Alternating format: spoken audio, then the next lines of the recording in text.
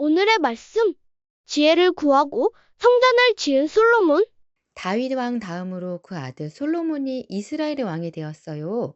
솔로몬 왕도 아버지 다윗처럼 하나님을 사랑하고 그 말씀에 순종했지요. 솔로몬 왕은 하나님께 제사를 드리러 기브온으로 갔어요. 그곳에 큰 산당이 있었기 때문이지요.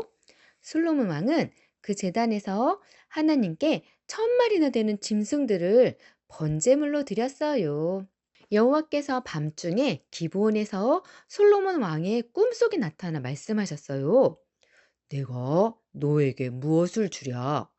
나에게 구하여라. 솔로몬 왕은 이렇게 대답했어요. 네 하나님 여호와여, 이제 주께서 제 아버지 다윗을 대신해 저를 왕으로 삼으셨습니다. 그러나 저는 아직 어리고 왕으로서 어떻게 해야 할지 모릅니다. 주께서 저에게 헤아릴 수 없는 많은 백성을 다스리게 하셨습니다. 그러니 주의 종이 백성들을 잘 재판할 수 있도록 선악을 분별하게 해주십시오. 하나님의 백성들을 잘 다스릴 수 있는 지혜를 주십시오. 솔로몬 왕이 이렇게 구하자 하나님께서 기뻐하시며 말씀하셨어요. 너 자신을 위해 장수나 재산을 구하지 않고 너의 원수들을 멸하여 달라고 구하지도 않고 오직 재판할 때의 옳은 판결을 위하여 분별하는 지혜를 구했으니 내가 너의 소원대로 들어줄 것이다. 내가 너에게 지혜롭고 총명한 마음을 줄 것이다. 전에도 너와 같은 사람이 없었고 이후에도 너와 같은 사람이 일어나지 않을 것이다. 또한 내가 구하지 않은 부귀와 명예도 내가 너에게 주겠다. 너희 평생의 왕들 가운데서 너와 같은 사람이 없을 것이다. 또한 너의 아버지 다윗이 한 것처럼 너도 내 길을 걷고 내 규례와 명령을 지키면 장수하게 될 것이다. 솔로몬 왕은 예루살렘으로 돌아와 하나님께 번제와 감사의 제물을 드리고 모든 신하들을 위해 잔치를 베풀었어요. 그때에 두 여자가 솔로몬 왕에게 재판을 받으러 왔어요. 두 여자는 한 집에서 살았는데 비슷한 시기에 아기를 낳았지요. 밤에 잠을 자다가 한 여자가 실수로 자기 아기를 깔고 눕는 바람에 아기가 죽었어요. 그러자 죽은 아기의 엄마가 몰래 죽은 아기를 다른 여자 곁에 누이고 그 여자의 살아있는 아기를 데리고 갔어요. 아침이 되어 살아있는 아기의 진짜 엄마가 젖을 먹이려고 보니 아기가 죽어 있는 거예요. 그런데 자세히 보니 죽은 아기가 자기 아기가 아니었어요. 그래서 두 여자는 살아있는 아기가 서로 자기 아기라고 우기며 왕 앞에서 말다툼을 벌였지요. 솔로몬 왕은 두 여자 이야기를 다 듣고 말했어요. 서로 살아있는 아기가 자기의 아들이라고 우기는구나. 칼을 가져오거라. 신하들이 왕에게 칼을 가져오자 왕이 말했어요. 살아있는 이 아기를 반으로 잘라 반쪽은 이 여자에게 주고 반쪽은 저 여자에게 주어라. 그러자 살아있는 아기의 진짜 엄마가 자기 아들 때문에 소스라치게 놀라 다급히 왕에게 말했어요. 왕이시여, 아기를 차라리 저 여자에게 주십시오. 부디 그 아기를 죽이지만 말아 주십시오. 하지만 다른 한 여자는 이렇게 말했어요. 내 아기도 되게 하지 말고 너희 아기도 되지 말게. 차라리 아기를 반으로 자르자. 그러자 솔로몬 왕이 판결을 내렸어요. 살아있는 아기를 결코 죽이지 말고 울고 있는 저 여자에게 죽어라. 저 여자가 아기의 진짜 엄마다. 온 이스라엘 백성들이 왕의 판결 이야기를 듣고 왕을 두려워했어요. 솔로몬 왕이 하나님의 지혜로 판결하는 것을 보았기 때문이지요.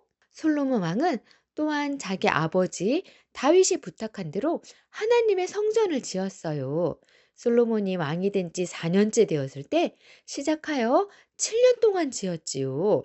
성전 건축을 마치자 여호와의 말씀이 솔로몬 왕에게 임했어요.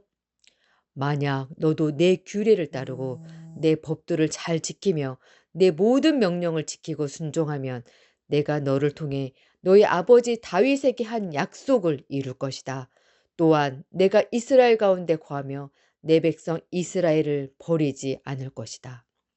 성전이 다 완공된 후 제사장들과 레위 사람들이 여호와의 궤와 회막과 회막 안의 모든 거룩한 기구들을 옮겨왔어요.